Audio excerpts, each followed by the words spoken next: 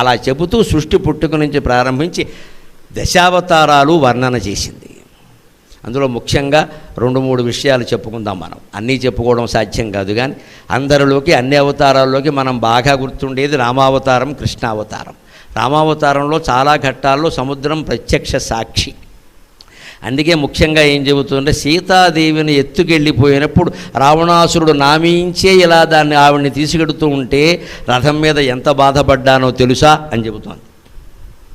దశకంఠోద్వికటట్టహాసములు సీతన్ బట్టి గుంపోవు దుర్దశ. రావణాసురుడు సీతను ఎత్తుకుపోయిన సందర్భం కవి గుర్తుపెట్టుకోవాలి. పద్యరచనలు ప్రౌఢమైన సందర్భాన్ని ప్రౌఢమైన భాషలోనే చెప్పాలి, సరసమైన సందర్భాన్ని సరసమైన భాషలోనే చెప్పాలి, తేలికైన విషయాన్ని తేలికైన భాషలోనే చెప్పాలి. విషయాన్ని బట్టి భాష ఉండాలి, కానీ ప్రౌఢ భాష ఎవరికీ అర్థం కాదని ప్రౌఢమైన భావాన్ని కూడా తేలిక భాషలో చెబితే చారులో నీళ్లు ఎలాగో పోస్తారు, మరీ నీళ్లు పోస్తే నీళ్ళు అయిపోతుంది, చారు అవుతుంది. అది రసం, దాని పేరే రసం. అది రసంలా ఉండాలి అంటే నీరు ఉండాలి, కానీ దాన్ని రసమయం చేయాలి. నీళ్ళే ఎక్కువైపోతే మంచినీళ్ళు తాగినట్టే ఉంటుంది. పైగా అంతకంటే మంచినీళ్ళే తాగడం, ఈ పోపేసిన మంచినీళ్ళు తాగడం కంటే దాన్ని రసమయం చేయాలి. భాష ఎప్పుడూ అలా ఉండాలి. సీతాదేవిని ఎత్తుకుపోయే దృశ్యం ఇది. సీతను ఎత్తుకుపోయే చిన్నారి పొన్నారని మామూలు భాష వాడకూడదు, అక్కడ ఒళ్ళు మండిపోతుంది అక్కడ. అందుకని భాష మారిపోతుంది, సమాసాలు వస్తాయి. సంస్కృత పాండిత్యం సుదీర్ఘ సమాసాలు అక్కడ ఉపయోగిస్తాయి. దశకంఠోద్వికటట్టహాసములు సీతన్ బట్టి గొంపోవు దుర్దశ.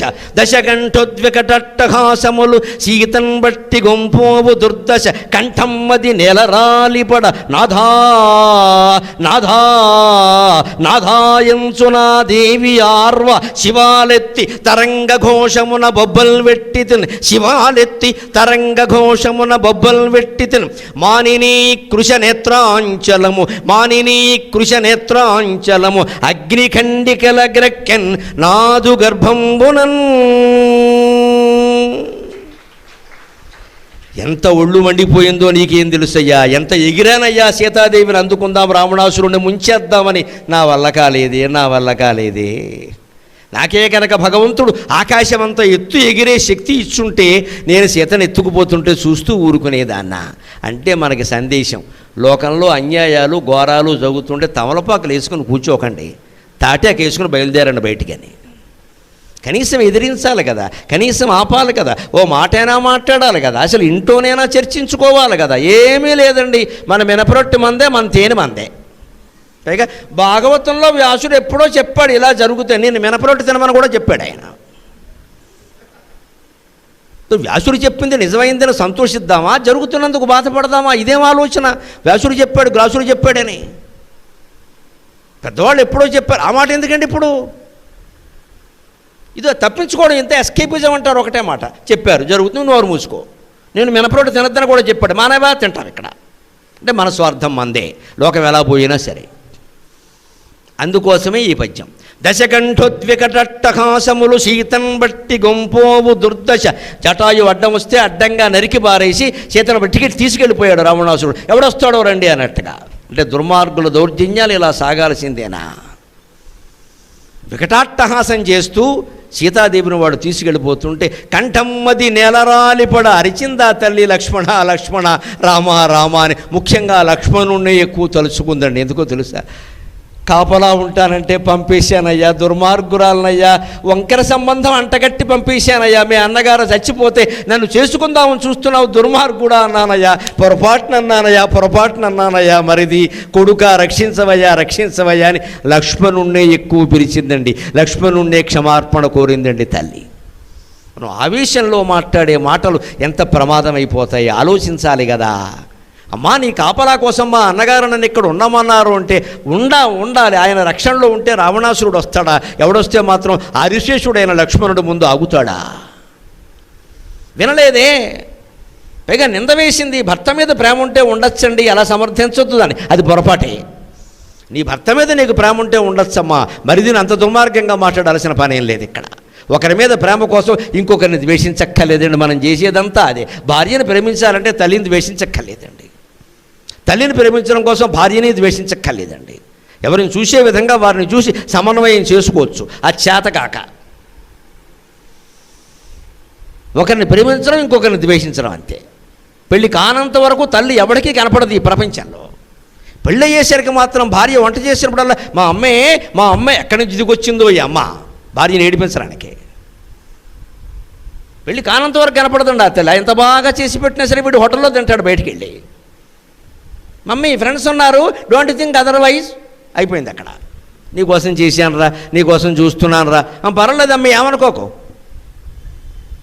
పెళ్ళయి భార్య వచ్చిన తర్వాత ఆవిడ చేయడమో చేయకపోవడమో బాగులేకపోవడమో మొదలయ్యాక మా అమ్మే మొత్తం డబుల్ డ్రమ్ వాయిస్తాడు ఇక్కడ. అక్కడ ఏమవుతుంది, ఈ సన్నాసికి తల్లి ఎలాగూ పోయింది, భార్య కూడా కోపం వచ్చిపోతుంది అంతే, ఒళ్ళు మడితే. ఉభయ భ్రష్టత్వం అయింది ఇక్కడ. నన్ను ఎదురుగా పెట్టుకుని మీ అమ్మన పోగుడుతో పని లేక ఇక్కడ పెట్టింది ఏదో తినకుండా నోరు మూసుకు చేసుకో ఉంటుంది. కనీసం లౌక్యం లేదు, పోయినావిడ పోయింది, ఈవిడ పొగుడుకుంటే మనకి ఇంత అన్నం వస్తుంది. మనుషుల లోపల ఉద్దేశం ఏమిటంటే అవమానించడం, ద్వేషించడం, ఇది మన స్వభావం అంటే. ఇది అసలు మనం ప్రశంసించడం కంటే ఈ అవమానించడం ఎంత ఇష్టమో. ఎవరో ఒకరిని అవమానించాలి ప్రతిదానికి. అలా అయితే కానీ మనకు అన్నం ఎక్కదు. అందుకని అంటుంది ఇక్కడ, నిజంగా సీతాదేవి చేసింది పొరపాటు కదా, నిజమేనంటే అంత ప్రేమ ఉంటే ఉండొచ్చు, పంపేయచ్చు. మరి ఆవిడ ఒక్కతే ఎలా ఉంటుంది అక్కడ? అంతకంటే పెద్ద ప్రమాదం కదా. రాముడికి ప్రమాదం వస్తే తట్టుకుంటాడు, లక్ష్మణుడికి ప్రమాదం వస్తే తట్టుకుంటాడు, సీతాదేవి ఎలా తట్టుకుంటుందండి? ఆవిడ భర్త మీద ప్రేమలో తన జాగ్రత్త మర్చిపోయింది. మర్చిపోతే మర్చిపోవచ్చు కాక ఈ మాట అనవలసిన అవసరం లేదు కదా. నువ్వు నా కోసం చూస్తున్నావు, ఎప్పటి నుంచో కన్నీసావు, ఇంత మాట ఎందుకండి? అంత పాపం ఏం చేశాడు ఆయన? పెళ్ళి అయిన వాడు పెళ్ళాన్ని అక్కడ వదిలేసి నిద్రాహారాలు మానేసి ఇక్కడ కూర్చుంటే. ఒకసారి ఆవేశంలో మనం మాట్లాడే మాటలు, సీతాదేవి లక్ష్మణుణ్ణి ఏ రకంగా మాట్లాడిందో అగ్ని ప్రవేశినప్పుడు రాముడు నోట అవే మాటలు వచ్చాయమ్మా. నమశివాయ నమశివాయ నమశివాయ. ఎవరినైనా మనం ఉన్నామంటే మళ్ళీ తగులుతుందంటే అలాగే తగిలింది సరిగ్గా. రాముడు మాట్లాడిన మాటలు ఘోరమైన వ్యాఖ్యానాలు చేశారు. మరి సీతాదేవి లక్ష్మణుడు మాట్లాడిన మాటలు చూసుకుంటే తెలుస్తుంది ఇక్కడ. ఆవేశం అంతే. అక్కడ రాముడికి ఆవేశం ఎవడు మండింది ఆయనకు కూడా. యథోమాయిలేడి గురించి ఇంత యుద్ధం చేసామని మంట తిట్టాడే. నీ గురించే కదా యుద్ధం చేసాం, పో ఎక్కడికి పోతావో అనడం మండింది అంతే. ఇంత విసుగొచ్చేసింది ప్రాణం. వారం రోజులు యుద్ధం చేసి తమ్ముడిని కూడా పోగొట్టుకుని హనుమంతుడు లేకపోతే లక్ష్మణుడు బతికేవాడు కాదు అసలు. ఇప్పుడు మండదా? ఆ మాత్రం కోపం రాదా మనిషికి? రామాయణంలో భారతంలో కొన్ని ఘట్టాలు అర్థం కావాలంటే మన జీవితంలో అవి జరిగితే అని ఆలోచిస్తే అర్థమవుతుంది. అది స్త్రీల హక్కులు, పురుషుల హక్కులు, మధ్య రకం వాళ్ళ హక్కులని సంఘాలు పెడితే అర్థం కాదు. అది మానవత్వం మనకే జరిగితే ఆ క్షణంలో ఎలా ఉంటాం మనం అని ఆలోచిస్తే అంత అర్థం. అదే కవి ఆలోచన. అందుకని అటువంటి వాడు రావణాసురుడు తీసుకెళ్ళిపోతూ ఉంటే ఎలాగోలాగా ఆపాలని నేను ఎంత ప్రయత్నించానయ్యా. గొంతు రాలిపోయింది. రామా రామా రామా లక్ష్మణ అని అరిచి గొంతు కింద రాలిపోయింది. అది కవితా భావన. కంఠం అది నెల రాలిపడ అరిచి మామూలుగా అంటారు వాడు, గొంతు రాలిపోతుందిరా, గొంతు రాలిపోతుందిరా అంటే ఈ గొట్టం కాస్త ఊడు కింద పడిపోతుంది. అలా అరిచింది ఆవిడ. ఏం ప్రయోజనం? నాదాయంచునాదేవి ఆర్వ శివాలెత్తి తరంగ ఘోషమున బొబ్బలు వెట్టి. నేను మామూలు తరంగాల్లా కాకుండా ఆకాశం అంత ఎత్తిగిరేనయ్యా, మీకు ఏం తెసి పట్టుకుందాం తుంపర్లైనా వాడి మీద పోద్దాం, అలాగైనా ఆపుదాం. జటాయువు చేసిన ప్రయత్నమే నేను చేశానయ్యా. మానిని కృష నేత్రాంచలము అగ్నిఖండికలగ్రకెన్నాదు గర్భంబునన్.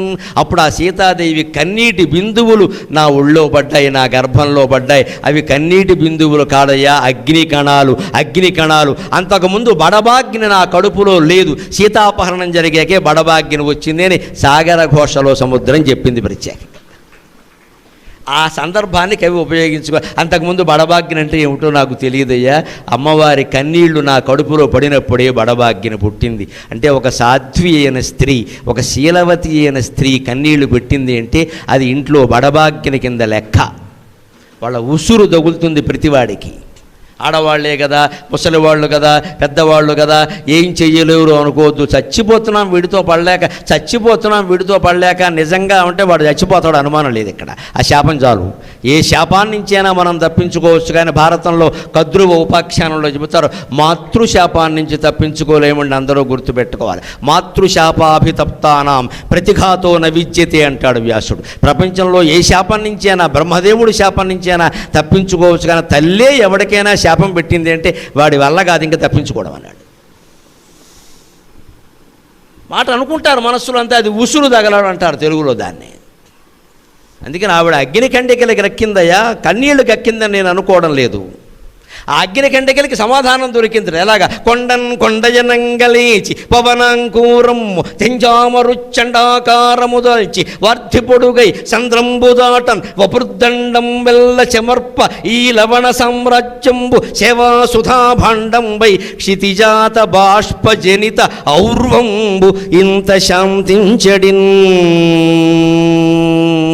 మనోజవం మారుత తుల్య వేగం జితేంద్రియం బుద్ధిమతం వరిష్టం వాతాత్మజం వానరయూథ ముఖ్యం శ్రీరామదూతం శిరసా నమామి.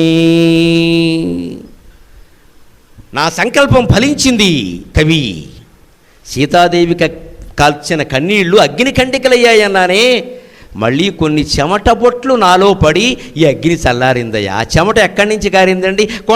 కొండజనంగలేచి హనుమంతుడు దక్షిణ పర్వతం మీద మరో పర్వతం అన్నట్టుగా లేచాడు. మహేంద్ర పర్వతం మీద ఆయన ఎగరడానికి లేస్తుంటే పర్వతం మించి పర్వతం లేచినట్టుగా ఉంది పేకి వాల్మీకి వర్ణనే. కొండజనంగలేచి పవనాంకూరము జింజామరుచ్చండాకారము దాల్చి. పవనాంకూరము ఉండడంలో రెండు అర్థాలు. ఒకటి పిల్లగాలి, రెండు వాయుదేవుని కుమారుడు. పవనుని అంకురం, చిన్న గాలి, పిల్లగాలి లాంటి. మరి వాయుదేవుని కుమారుడు కదా, కుమారుడు అంటే చిన్నవాడే కదా. ఏమయ్యాడు? జంజామరుచ్చండాకారము దాల్చి తుఫాను గాలిలా మారాడు.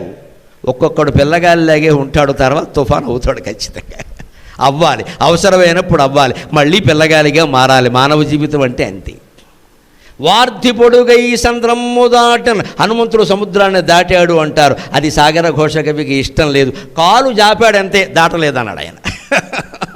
కాలు తీసి గట్టున పెట్టు అంటారే చిన్నపిల్లలు, అందుకని కాలు అటు పెట్టాడయా, హనుమంతుడు దూకడం ఏంటయా, కాలు అటు పెట్టాడంతే, సరిపోయిందన్నాడు అంతే. కవిత్వం అంటే అంతే, దాన్ని అతిశయోక్తి అంటారు.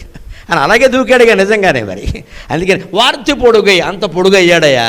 ఈ కాలు గట్టు మీద పెట్టాడు, అవతల గట్టు మీద లంక మీద ఒక కాలు పెట్టాడు, సరిపోయింది అంతే.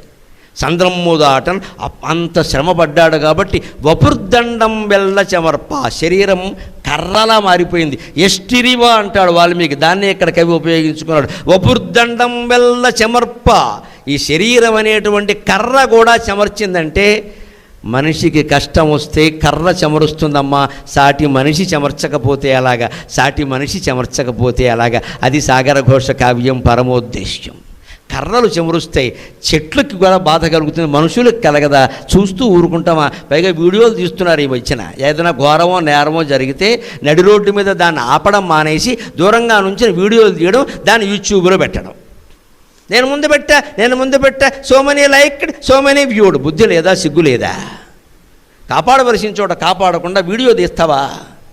రోడ్డు మీద అడ్డంగా ప్రేమించిన అబ్బాయిని నరికేస్తే ఆ ఇల్లాలు మాట్లాడిందండి, వాళ్ళని అడిచాను, నా భర్తను కాపాడండి, మా అన్నయ్య చంపేస్తున్నాడు కాపాడండి అని అరిచాను. ఈ కాపాడడానికి అరిచే సమయం వృధా చేసే కంటే నేనే నా భర్తకు అడ్డం పడి ఉంటే నేను చచ్చేదాన్ని, వాడు బతికేవాడని చెప్పిందండి ఆ అమ్మాయి. మరి నీ మధ్య నేను చచ్చేదాన్ని, వాడు బతికేవాడు, నేను ప్రేమించినవాడు. ఎంత త్యాగానికి సిద్ధంగా ఉన్నారు మనుషులు. రోడ్డు మీద జనాన్ని అడిగింది ఆ అమ్మాయి, వీళ్ళు ఎవరు వీడియోలు తీశారు, ఎవడు వెళ్ళలేదు అక్కడికి. అది మతాంతర వివాహం. ఏ అంతరమైనా కానీ చంపేస్తారండి, ఇష్టం లేకపోతే వదిలేయాలి. సీతారామశాస్త్రి గారి పాటే, దీవించడం ఇష్టం లేదు కదా, ద్వేషించడం కూడా మానేయన్నాడు మహానుభావుడు. ఎప్పుడూ పిల్లల వివాహాల విషయంలో మనం పాటించవలసింది అంతేనండి. చెప్పవలసినంత వరకు చెబుతాం, వాళ్ళు వినకుండా చేసుకుంటే శుభం భవతు, మీరు బాగుండవే, మాకు కావాలి, వెళ్ళరండి. దీవించడం ఎలాగో మానేసావు కదా, ద్వేషించడం కూడా మానేయన్నాడు సీతారామశాస్త్రి ఒక పాటలో. దీవించడం నీకు ఇష్టం లేదుగా, ద్వేషించడం ఎందుకు ఇష్టం అవుతుంది, అది కూడా మానే. ద్వేషించడం ఎంతవరకు వెళ్ళిపోయింది, చంపేస్తున్నారు ఏకంగా. అది కూడా విచిత్రమైన ప్రేమ. అవతల వాడిని చంపేస్తారండి, వీళ్ళ అమ్మాయిని బాగానే ఎట్టి పెట్టుకుంటాడు, నువ్వు దీన్నే చంపుకో, మళ్ళీ అక్కడ ప్రేమ. అవతల వాళ్ళు వాళ్ళులో కోళ్ళలో ఎవరైనా సరే అంటే వాళ్ళ గర్భశోకం రావాలా, వీడు బాగుండాలా, ఉంటారా? దేనికైనా జీవితం ఒకటే చెబుతుంది మిత్రమా, జవాబు నీ ప్రయత్నం నువ్వు చేయి, నీ వల్ల కాలేదు, నమశివాయ, వదిలే విషయాన్ని మనసులో పెట్టుకోవద్దు. వాళ్ళు వాళ్ళని బతకని, వాళ్ళకు అదే సంబంధం మంచిదేమో, మనం అంతకంటే గొప్ప సంబంధం తేలేవేమో. ఏం పోయిందండి ఇప్పుడు? మనం ముహూర్తాలు చూసి ముళ్ళెట్టేస్తే 3వ రోజున విడాకులు అవుతున్నాయి, అవి కూడా ఇక్కడ ముహూర్త బలం అవుతున్నాయి. దాన్ని ఏం చెప్పడానికి ఏం లేదండి ఇక్కడ, వదిలేయడమే ఆ విషయాన్ని. చెప్పాం, తర్వాత వాళ్ళ ఇష్టం. చెప్పడమే నా ధర్మం, వినకపోతే నీ కర్మం అన్నారు. దాన్ని శాంతంగా వదిలేయాలి. ఆ విషయాన్ని పరువు నష్టం, పరువు హత్య, కొడవళ్ళు పట్టుకుని గొడ్డళ్ళు పట్టుకుని నడు రోడ్డు మీద నరుక్కోవాలా? పైగా ఇలా నరికేస్తూ ఉంటే రోడ్డు మీద వాళ్ళు ఎవరు చూస్తున్న వాళ్ళు వీడియోలు తీశారండి. హైదరాబాద్లోనే జరిగింది. ఇగో ఇవే కావ్యం రాయించాయి ఆ కవి చేత.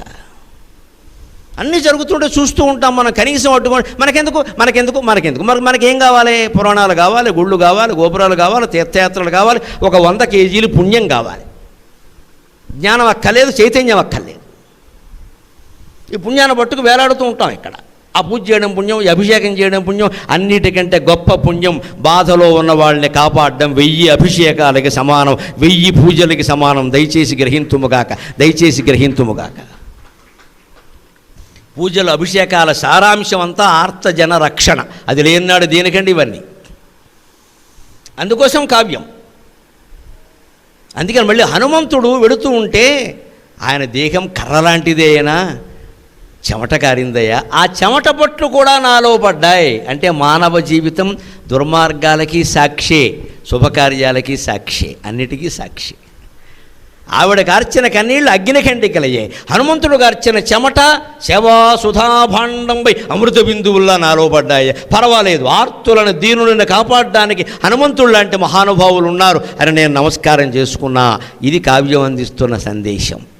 ఎవడో పాల్గొనలేదని మనం పాల్గొనడం మానేయక్కల్లా, మన పని మనం చేయొచ్చు. వాళ్ళెవరో రక్షించలేదని హనుమంతుడు ఆగల. ఆవిడ కోసం ఎంత సాహసం చేశాడు. మన హనుమంతుడు ఇప్పుడు రాముడి కంటే తక్కువ, లక్ష్మణుడి కంటే తక్కువ, ఎవరికంటే తక్కువ? రామాయణ మహామాల రత్నం వందే అనిలాత్మజం. రామాయణం అంతా ఒక మహామాల అయితే అందులో కొలికిపోసే ఎవరంటే హనుమంతుడు ఉన్నారు. విచిత్రం, రాముడు కాదుట, సీత కాదుట, హనుమంతుట. కొలికిపోస పెండెంట్ అంటారు, ఎవరంటే హనుమంతుట. ఎంత గౌరవం ఇచ్చాడండి వాల్మీకి ఆ మహానుభావుడికి. కేవలం ఉపకారం కదా. సీతేమన్నా ఆయనకి మేనత్త కూతురా, రాముడేమన్నా ఆయనకు తోడేలుడా? లేకపోతే వీళ్ళిద్దరికి ఏమైనా పార్ట్నర్షిప్ ఉందా? ఏమీ సంబంధం లేని వాళ్ళని కాపాడడం కోసం అంత ప్రాణప్రమాదానికి సిద్ధపడిన హనుమంతుని త్యాగాన్ని మనం గుర్తించాలమ్మా. ఆలయానికి కడుతున్నామంటే అందుకు. మళ్ళీ ఆ హనుమంతుడి దగ్గరికి వెళ్ళి పెళ్ళిళ్ళు చేయండి, ఉద్యోగాలు చేయండి అని కోరకండి. ఇవన్నీ ఆయన డ్యూటీలు కాదు. మన కోరికలు తీర్చడం కాదు, సమాజం కోసం త్యాగం చేయడమే హనుమద్ ఆరాధన. అదే కావ్యమే.